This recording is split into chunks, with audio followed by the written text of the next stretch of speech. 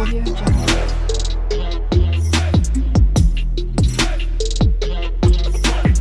Audio Jungle. Hello friend, welcome back to my channel. তোমরা সবাই কেমন আছো? আশা করি ভালোই আছো। তো দেখো, আবার একটা নতুন রেসিপি নিয়ে হাজির হয়ে গেছি। তো যেহেতু এখন গরমকাল, আর গরমকালে আম পাওয়া যাচ্ছে, আর হচ্ছে এখন মাছের ডিমও তো তৈরি হচ্ছে একটু একটু করে। তো দেখো, মাছের ডিম। তো এই মাছের ডিম আর আম দিয়ে বানাবো চাটনি। তো চলো, কি করে আমি আজকে আম দিয়ে মাছের ডিমের চাটনি বানাই সেটা তোমাদের সাথে শেয়ার করি। 1 চামচ বেসন দিয়ে দিলাম, সামান্য পরিমাণে নুন, হলুদ গুঁড়া, লঙ্কার গুঁড়া। এবারে এটা ভালো করে মাখিয়ে নেব। আর বেসন দেওয়ার এটাই কারণ, এই যে মাছের ডিমটা যখন ভাজা হয় তখন ফাটে, আর বেসনটা দিয়ে দিলে তাহলে ফাটে না। তো তাই আমি সামান্য পরিমাণে বেসনটা একটু দিয়ে দিলাম।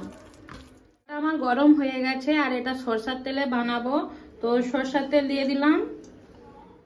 তেলটা আমার গরম হয়ে গেছে। এবারে একটা একটা করে ডিমগুলো দেখো দিয়ে দেবো। তোমরা ছোট ছোট করেও করতে পারো, বড় বড় করেও করতে পারো। এই যে দেখো, ছোট ছোট করে দিয়ে দিচ্ছি। ছোট বলতে বড়ই হয়ে যাচ্ছে।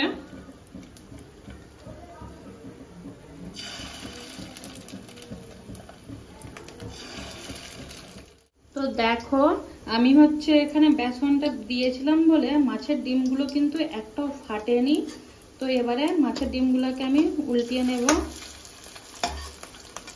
তো দেখো, মাছের ডিমগুলো কিন্তু আমার ভাজা হয়ে গেছে। এবারে একটা প্লেটে এগুলো তুলে নেব। একটাই তেল ছিল, তাই কড়া থেকে দেখো তেলটাকে কমিয়ে একবারে সামান্য পরিমাণে তেল দিয়েছি। আর এবারে আমি এই যে সম্বুরা আর এই শুকনা লঙ্কা দিয়ে দিলাম, আমগুলো দিয়ে দিলাম, সামান্য পরিমাণে নুন, সামান্য পরিমাণে হলুদ গুঁড়ো। এবার এটা মিক্স করে নেব।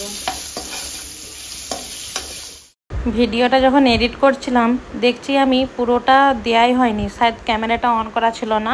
তো এখানে আমি কাঁচা লঙ্কা আর সর্ষে বাটা মিক্সিতে বেটেছিলাম, ওটাই দিয়ে দিয়েছিলাম, দিয়ে একটু ভালো করে হাতে করে নেড়ে নিলাম। এটা এবারে ফুটতে থাকুক। আমি এখানে 2 মিনিটের মতন ঢাকা চাপা দিয়ে রেখে হয়ে গেছে। ঢাকা চাপাটা খুলবো, এবার এটা লাড়বো। তো আমটা এখনো নরম হয়নি, তো এর মধ্যে আমি সামান্য পরিমাণে জল দিয়ে দেবো। আবার এটা 2 মিনিট ঢাকা চাপা দিয়ে দেবো যাতে আমটা নরম হয়ে যায়। হয়ে গেছে, ঢাকাটা খুলবো। দেখো, এখানে আমি 1 বাটি ছোট বাটি চিনি দিয়ে দিলাম। তোমরা যেরকম মিষ্টি বা টক খাও সেই হিসাবে চিনিটা দিবে। যেহেতু এটা টক ঝাল মিষ্টি 3 রকমেরই ফ্লেভার আসবে। মাছের ডিমগুলো দিয়ে দেবো। এবারে এটা লেড়ে দেবো। আর আমটাও নরম হয়েই গেছে। এবারে চিনিটা গলবে, আর চিনি থেকে যেটা গলবে এখনো এটা রস রস হবে, আরও পাতলা হয়ে যাবে চিনিটা গলে গেলে। আর এটা ভালো করে ঘেটে দেবো দেখো, আর চিনিটা এবারে গলতে দেবো। তো দেখো, আমার কিন্তু রেসিপিটা কমপ্লিট হয়ে গেছে।